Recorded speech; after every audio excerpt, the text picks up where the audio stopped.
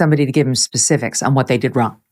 He needs specifics, and only then will he apologize. I'm completely hopeless at it. I was a really bad actor at school, and Di dalam lorong-lorong megah Istana Buckingham, tempat kewajiban selalu mengalahkan rasa sayang, sebuah rahasia yang dulu dianggap telah terkubur oleh sejarah kini muncul kembali. Kali ini mengancam inti dari monarki itu sendiri. Setelah upacara peringatan untuk sahabat terkasih Ratu Camilla, Dame Jilly Cooper, sang ratu justru menjadi pusat skandal kerajaan ketika Raja Charles III menemukan surat rahasia dan bros Zamrud Windsor, warisan suci milik mendiang Ratu Elizabeth, yang ternyata disembunyikan di kediaman pribadi Dame Jill. Pengungkapan ini mengguncang keluarga kerajaan hingga ke fondasinya. Di balik kesedihan yang tampaknya tulus atas perpisahan itu, terselip percikan rahasia yang cukup kuat untuk memecah belah takhta Inggris. Camilla bersikeras bahwa tindakannya bertujuan menjaga kehormatan Windsor. Namun Charles memandangnya sebagai pengkhianatan yang tak bisa dimaafkan. Di antara mereka berdua, terbentang jurang lebar. Satu penguasa yang digerakkan oleh keadilan, satu lagi seorang ratu yang putus asa berusaha melindungi mahkotanya. Demikianlah dimulai salah satu konfrontasi paling sengit dalam sejarah kerajaan modern. Sebuah drama yang membuka tirai atas intrik, kesetiaan, dan kejatuhan cinta yang dulu bersumpah akan bertahan sepanjang hidup dan mati. Mengapa Camilla menyimpan bros suci milik mendiang Ratu Elizabeth? Dan mengapa ia mempercayakan warisan berharga itu kepada sahabatnya? Apakah di balik semua ini tersembunyi sebuah konspirasi? Pada tanggal 6 Oktober 2025, hujan gerimis kelabu menyelimuti langit Inggris. Bangsa ini terkejut mendengar kabar wafatnya Dame Jilly Cooper, novelis tercinta yang sering disebut sebagai jiwa sastra Britania modern. Ia meninggal dunia pada usia 88 tahun, meninggalkan keheningan yang melanda seluruh negeri. Stasiun televisi menghentikan siaran rutin untuk menayangkan penghormatan, sementara para cendekiawan, seniman, bahkan keluarga kerajaan menyampaikan duka mendalam mereka. Namun bagi Ratu Camilla, kehilangan ini bukan sekadar kepergian ikon budaya. R&D adalah perpisahan dengan satu-satunya teman yang pernah benar-benar melihatnya.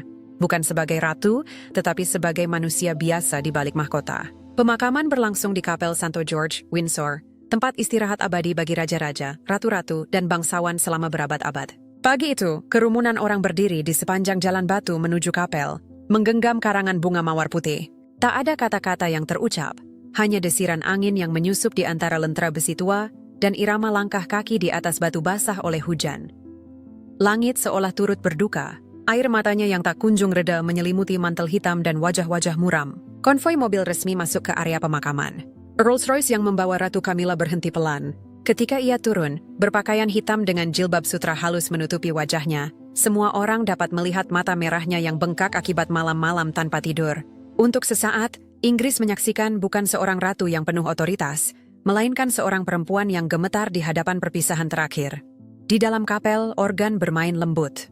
Cahaya dari kaca patri berkilauan di atas peti kayu ek yang diselimuti bendera Union Jack. Seluruh keluarga kerajaan hadir. Raja Charles III duduk di barisan depan, berdampingan dengan Putri Anne dan Pangeran William. Lebih ke belakang, Kate Middleton menundukkan kepala dalam doa, matanya berkaca-kaca. Semua orang tahu bahwa Dame Jilly bukan sekadar penulis terkenal. Ia telah menjadi sosok penting dalam membantu keluarga kerajaan bangkit dari momen-momen publik yang sulit. Ketika pendeta menyelesaikan pembacaan kitab suci, Camilla mendekati mimbar. Langkah kakinya bergema lembut di tengah hening. Ia memandang selembar kertas, tangannya gemetar. Setelah jeda singkat, suaranya memecah keheningan, rendah, mentah, dan penuh emosi. Dame Jilly bukan hanya sahabat. Ia adalah satu-satunya orang yang pernah melihat sisi paling rapuh diriku.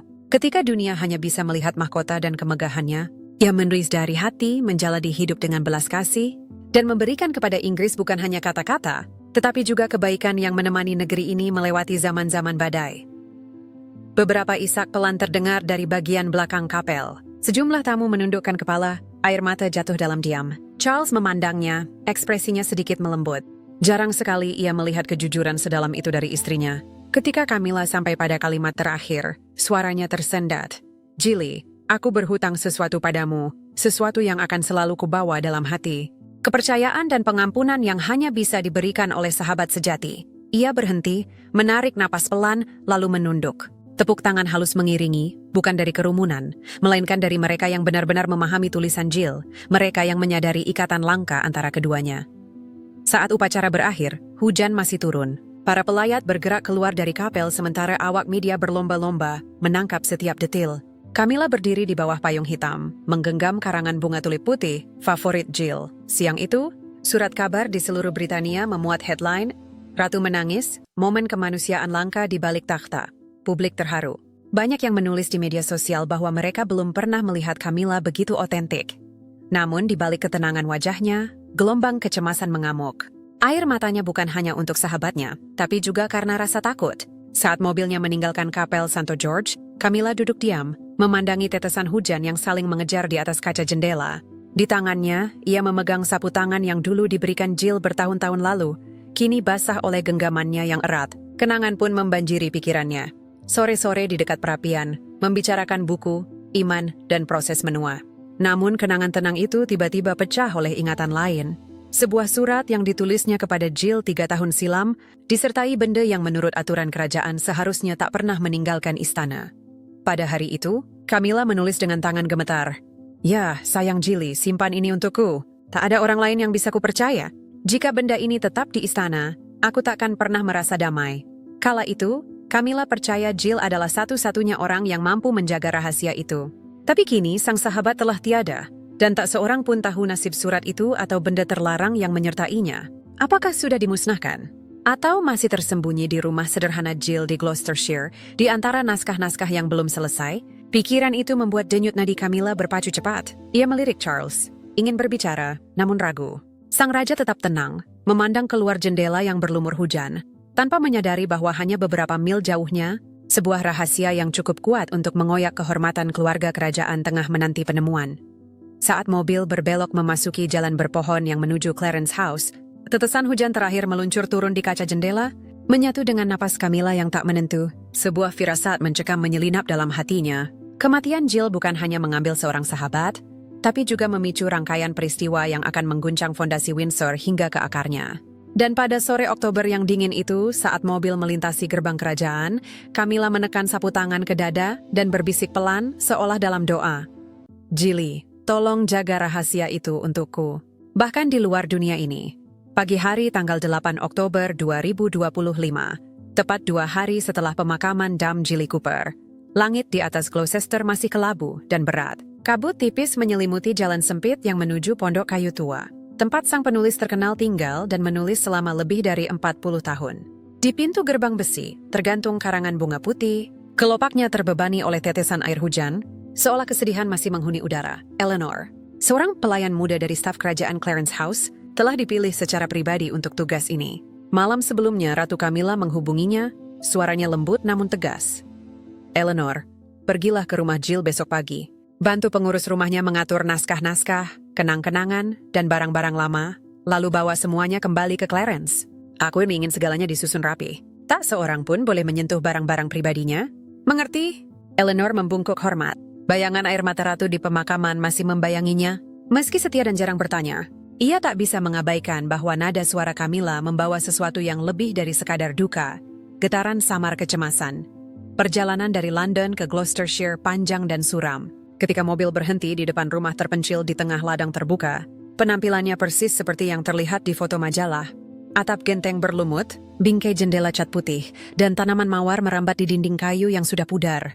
Eleanor menarik napas dalam-dalam, lalu mendorong pintu yang berderit pelan saat terbuka. Udara di dalam rumah beraroma kertas tua, lavender kering dan kayu lapuk, campuran sunyi dari kenangan dan kehilangan. Pengurus rumah tua menyambutnya di ambang pintu.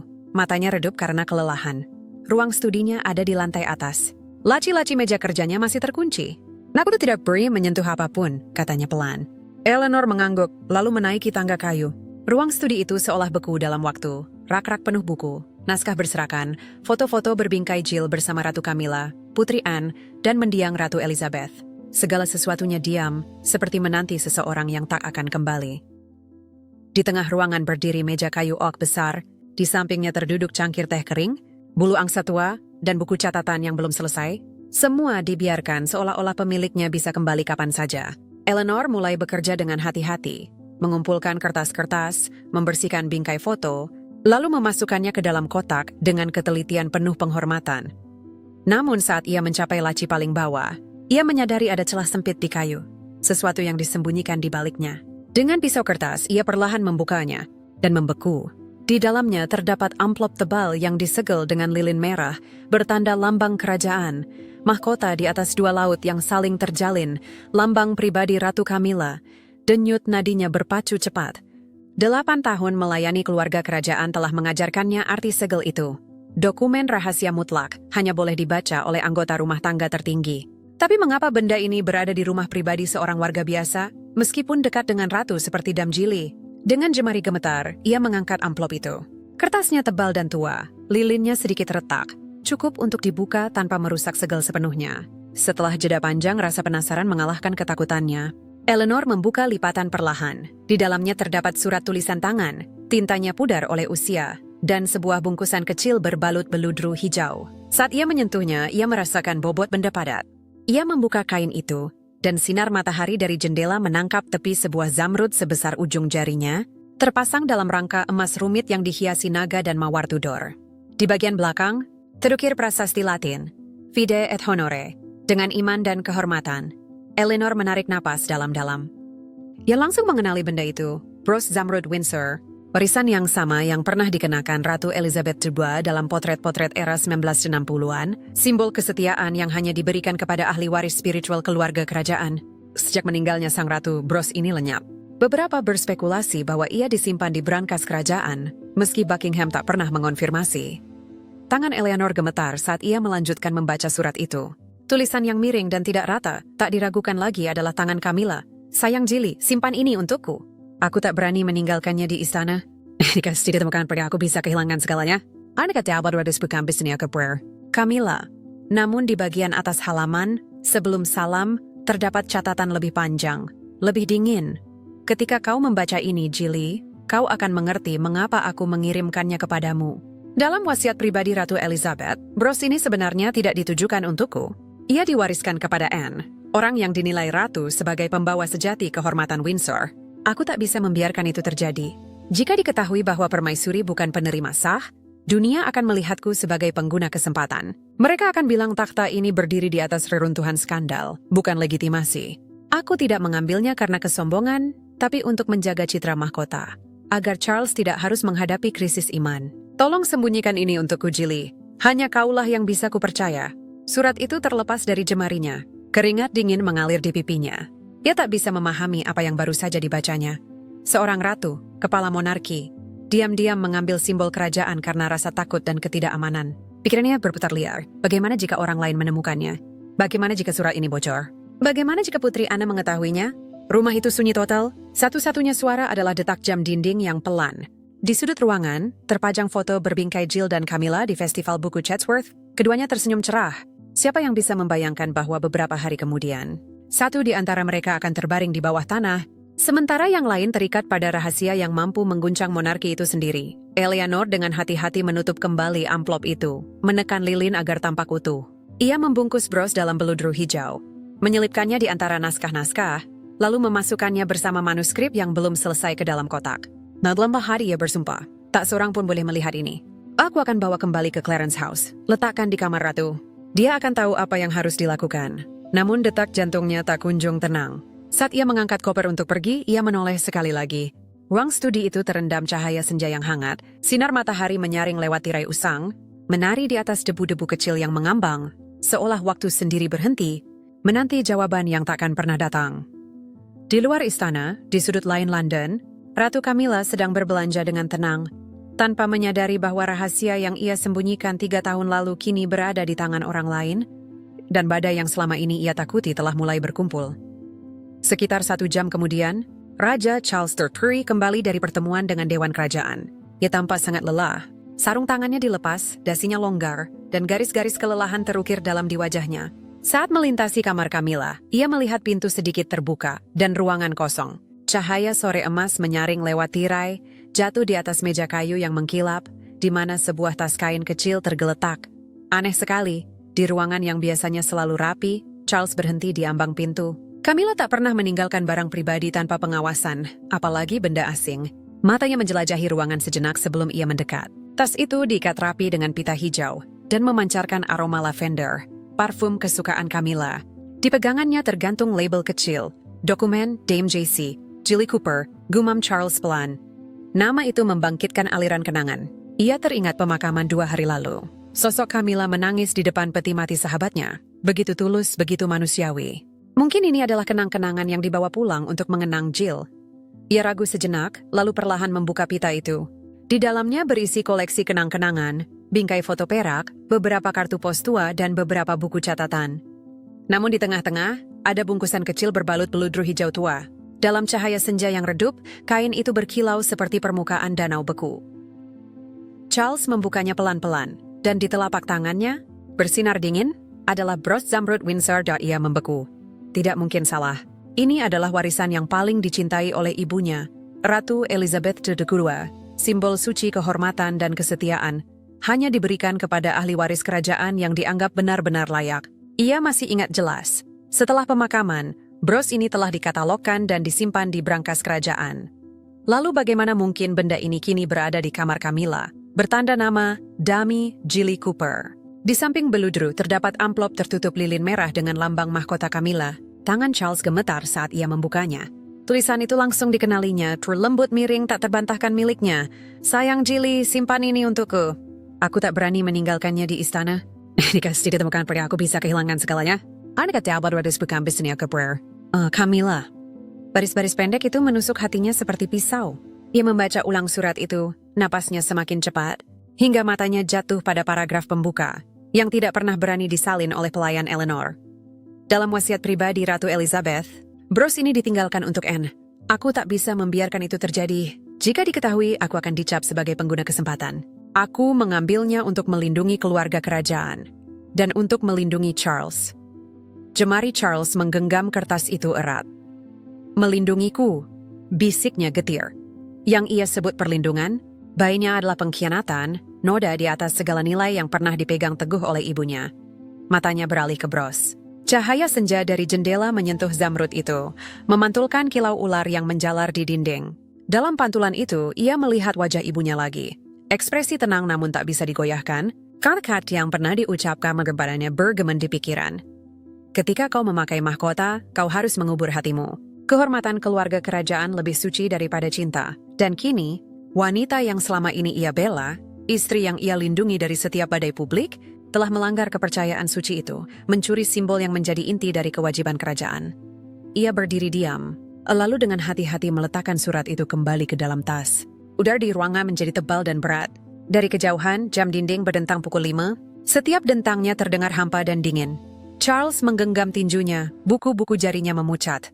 Kemarahan yang membara di dalamnya bukan sekadar amarah, itu adalah beban pengkhianatan. Tepat saat itu, Camilla masuk, baru saja kembali dari urusannya.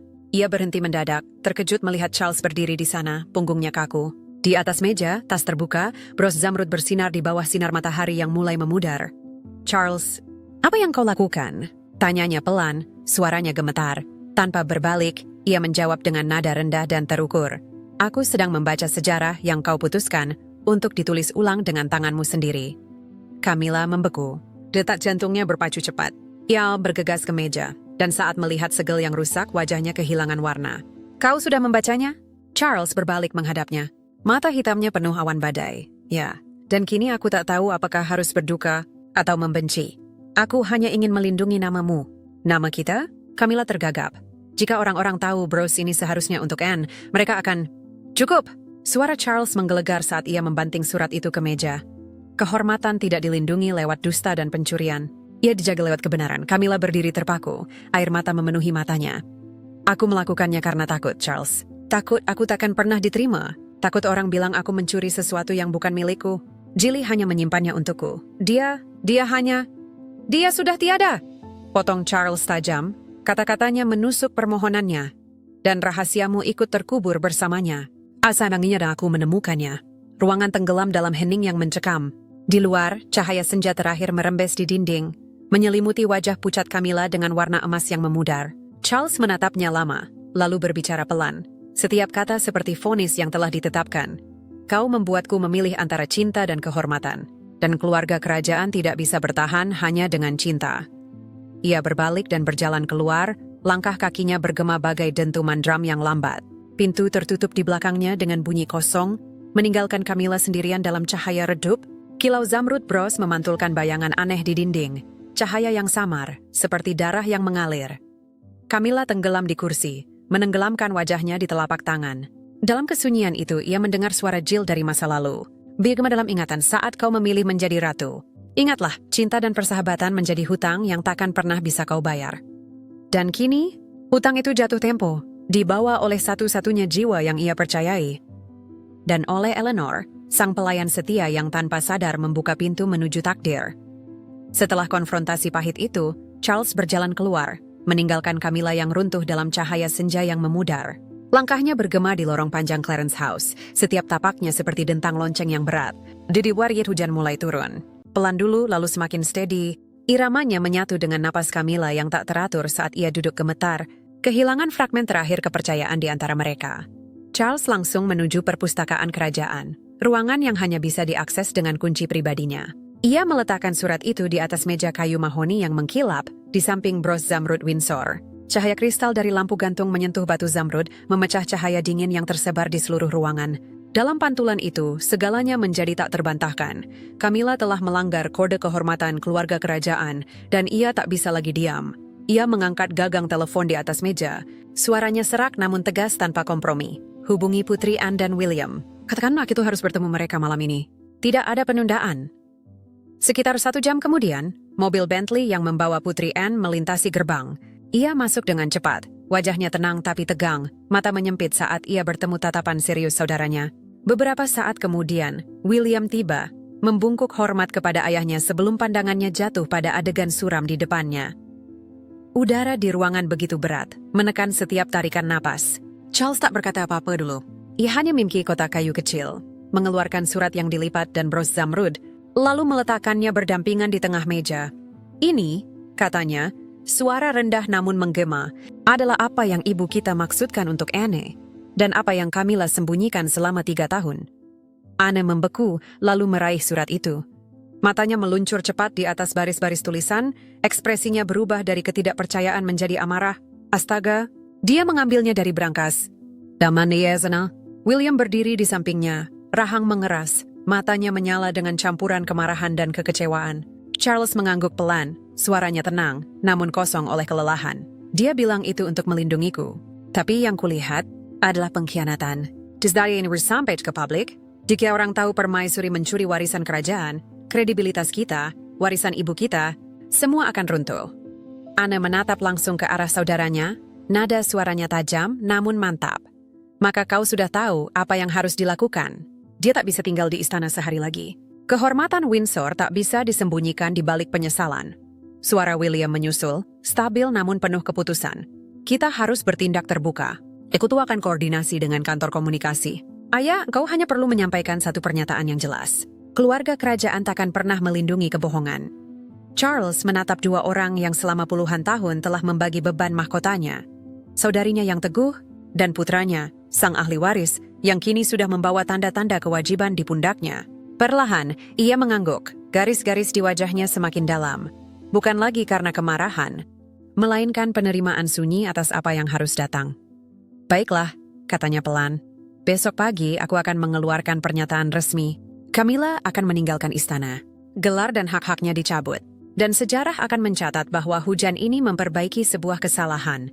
Guntur bergulung di luar, rendah dan jauh, menggoyangkan kaca-kaca jendela.